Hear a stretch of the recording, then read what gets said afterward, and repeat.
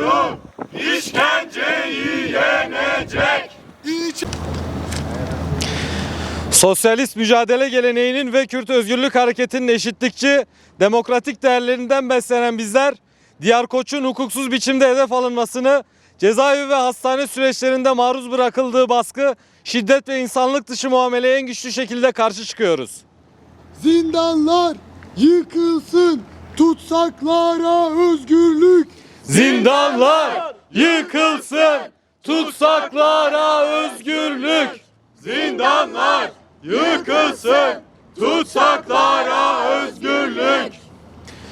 Diyar Koç'un kolluk kuvvetleri tarafından ağır işkenceye maruz bırakıldığına dair görüntüler, milletvekili aktarımı ve avukat beyanlarıyla kamuoyuna açık biçimde yansımışken, diğer yoldaşımızın tedavi edilmeden tutuklanması, cezaevi sevk zincirinin işletilmesi ve cezaevi kampüsü içerisinde tutulmaya devam edilmesi, işkence yasağına ilişkin önleme, soruşturma ve cezalandırma yükümlülüklerinin yerine getirilmediğini göstermektedir.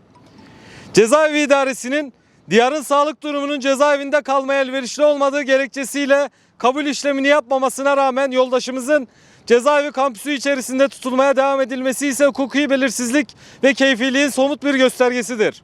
Diyar Koç, Ankara Etlik Şehir Hastanesi'nden Sincan cezaevine sevk edilirken bir hemşire tarafından açık biçimde ölümle tehdit edilmiştir. Söz konusu hemşirenin "Bunu bana teslim edin gidin, zaten gereken neyse yaparım. Biz bunları sarı torbalarla teslim alıyorduk.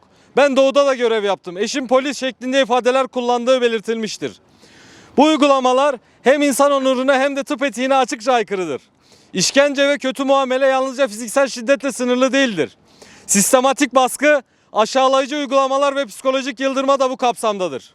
Saçını ördüğü için görevden alelacele uzaklaştırdığınız sağlık çalışanına yaptığınız uygulamada gösterdiğiniz ivediliği, neden sorumluluğu altında olan hastasına bu muameleyi kendine hak gören hemşirede de göstermediniz?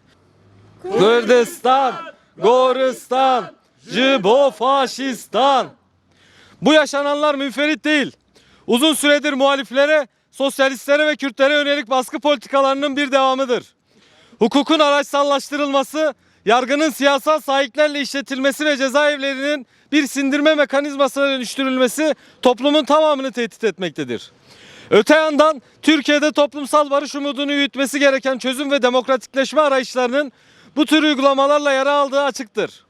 Barış ve çözüm iddiası işkencelerin gölgesinde cezaevlerinde hak ihlalleri sürerken inandırıcılığını yitirir.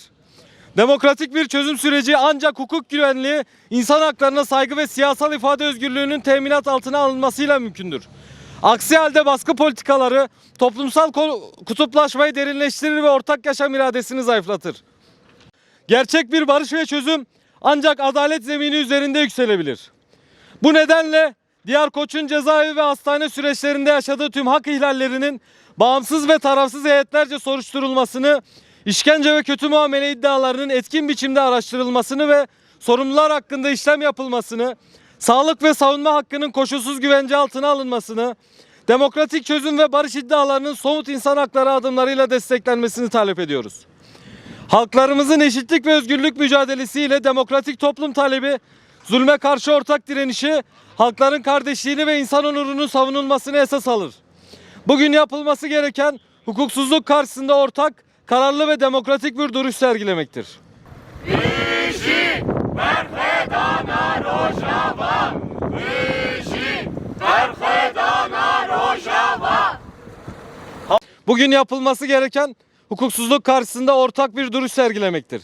Emekten ve demokrasiden yana duranları, insan hakları savunucularını, baroları, meslek örgütlerini ve vicdan sahibi herkesi bu adaletsizliğe karşı ses yükseltmeye çağırıyoruz.